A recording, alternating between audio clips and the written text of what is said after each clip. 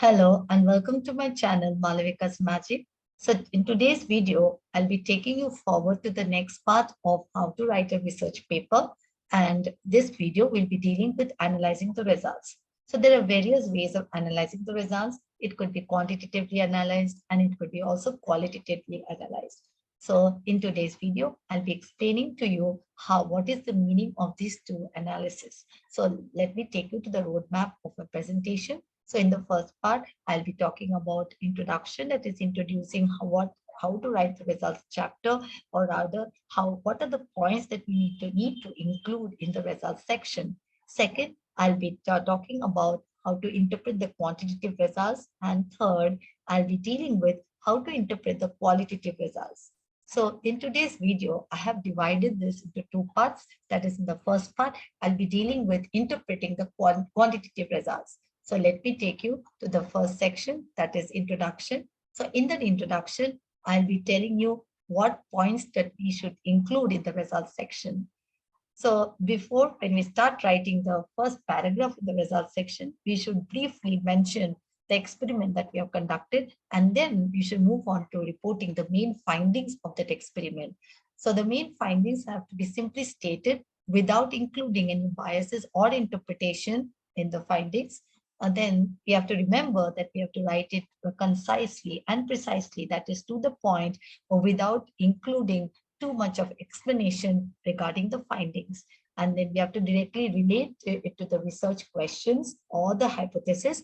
And obviously, we have to arrange it in a logical sequence. So these are the points that we need to include in a results section. So having understood this, let us now move on to the quantitative analysis of the results. So quantitative analysis means that we are reporting the results using the numericals. That is, we are trying to compare groups using the numericals. That is the test that we have conducted. We must have assigned some marks for the test, and the marks that were scored by the students or the subjects, those marks we noted down, and then we compare two groups, or we compare the same group at the beginning of conducting the experiment, prior to the experiment, and after the training has been given to the group, and after that, what were the results. So it would all depend upon the nature of our study.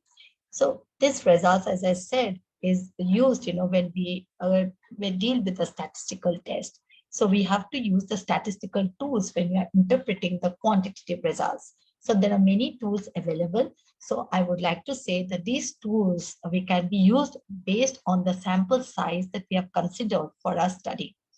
So suppose if the sample size is 30 or less than 30 in number, we can use the statistical tools such as the t-test. Suppose the sample size is more than 30 in number, then we can use the z-test, because that time the t-test will not give you accurate results. So therefore z-test is more appropriate. And suppose we are comparing multiple groups at the same time, so we can go for the ANOVA test, or within two groups, if we are trying to find out the difference in approach of the male member versus the female candidate, or the versus the female subject, then we can use the ANOVA test for calculation purpose.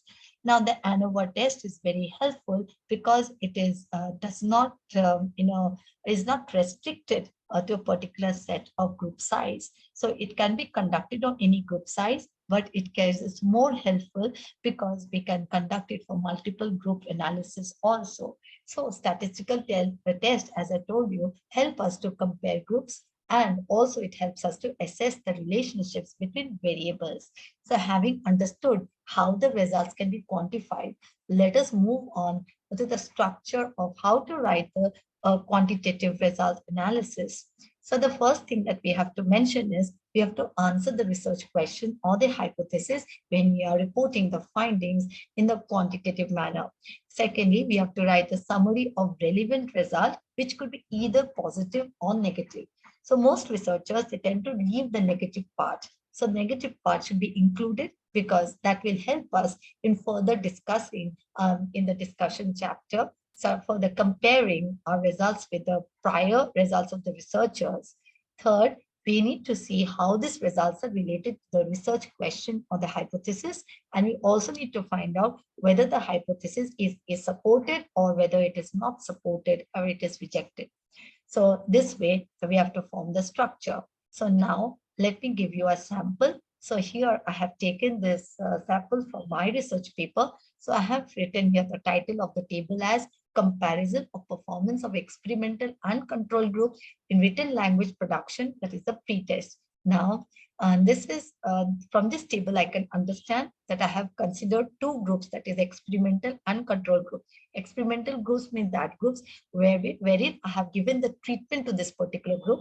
I've experimented with them. I've experimented with the subjects, and a control group, they are the normal group. They follow the regular curriculum.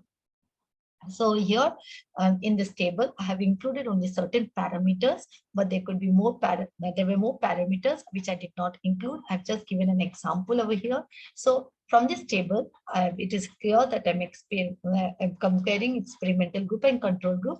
And moreover, I have included the standard deviation. I've calculated the standard deviation as well as the F value. That means I am using the ANOVA test. In ANOVA test, we call it as F value, and in a t-test, we call it as the p-value. So therefore, the F value, there is a calculated F value in comparison with experimental and control group, and we have the critical F value that is already stated in the ANOVA test. So we need to compare the calculated F value and the critical value and then arrive at certain conclusions. So from this table, maybe the readers may not understand this table with clarity, and so therefore we need to give an explanation of this table.